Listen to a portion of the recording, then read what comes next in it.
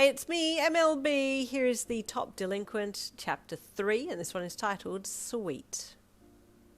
You rolled up your right sleeve, the one without the bruise, and continued on to school. As you neared the gates, you saw Iida standing there. Why is he there?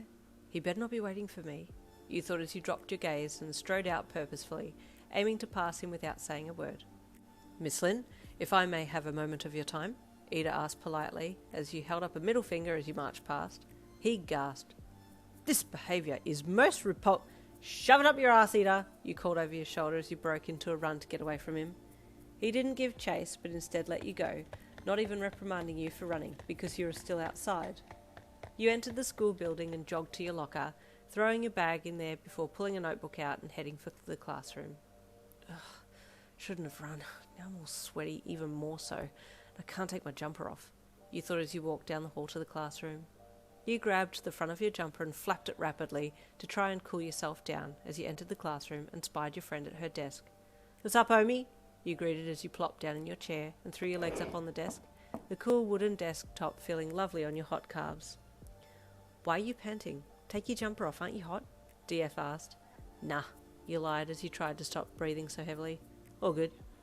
You two chatted for a bit until you saw Iida walk into the classroom. He took one look at you with your legs on the desk and adjusted his glasses with an irked look on his face. Miss Lynn, remove your legs from the desk at once. You are disrespecting the As Iida approached you, you stared him down, reaching for the hem of your skirt and slowly raising it as you maintained strong eye contact. He faltered mid-sentence and blushed with embarrassment as he looked away. Please refrain from showing me your undergarments, Miss Lynn. Miss Lynn, stop! You ignored him and kept pulling your skirt up. Unbeknownst to him, you had a pair of shorts on underneath, but he kept his eyes averted regardless.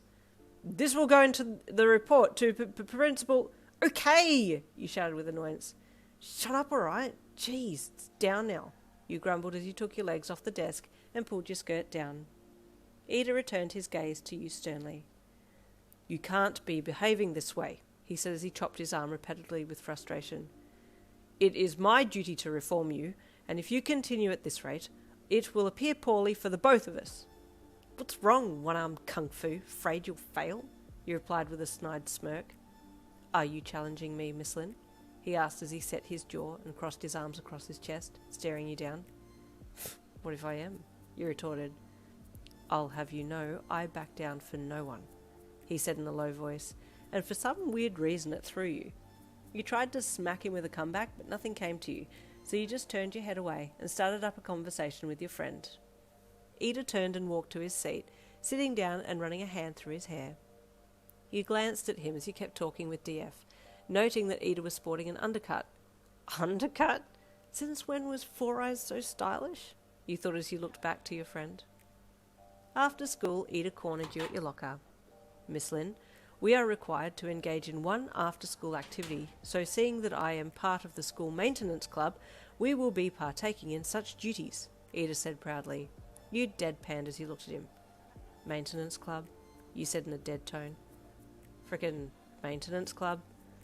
Who the hell made such a club? You said with a disgusted look on your face. I did, Iida said defiantly. I am the president of the maintenance club and nutrition club. Nutrition club? Oh, wow. I can only imagine what fun that would be, you said sarcastically as you rolled your eyes.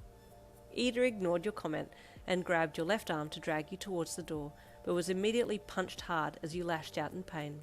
Don't touch me, you shouted in fear, wrenching your arm away from him, shaking with pain as you tried not to cradle your arm and draw suspicion. My apologies. I shouldn't have grabbed you without warning, Iida said quickly and earnestly, as he bowed with respect. It's fine, you snapped, marching towards the door yourself, ahead of Iida, so that you could hide your tears from him, blinking rapidly to try and dispel them. Your arm was throbbing again. Why is he always so nice to me, bowing and stuff, even when I treat him like trash? You thought, a muddle of emotions rising inside you. Iida followed you out and then took the lead, proudly marching to the equipment shed to get the cleaning gear for the pool. Swimming classes will commence soon, so we must make sure the pool is clean and ready to be filled, Iida said authoritatively. You just sullenly took a broom from him and followed him to the empty pool. The quicker I get this done, the quicker I can get out of here. But do I really want to go home? You thought with a despondent look on your face. Something troubling you, Miss Lynn? Iida then asked in a more gentle voice. He had been watching you from the corner of his eye, and he sensed some kind of vulnerability in you ever since he'd grabbed your arm. Fine, you grunted, immediately adopting a scowl on your face. He just nodded and looked back to where he was going, climbing down the stairs into the empty pool. Do watch your step, Miss Lynn. It's quite slippery, he commented.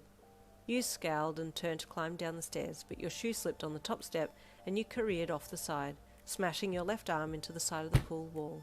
You screamed in pain and let go of the rail with your right hand to clutch your left. From the bottom of the pool, Iida quickly threw himself to the left, catching you in his arms as you fell from the ladder. Please be careful, Miss Lynn, he said gently as he held you bridal style. Whoops, I think I'm falling. Stay tuned for chapter 4 coming tomorrow.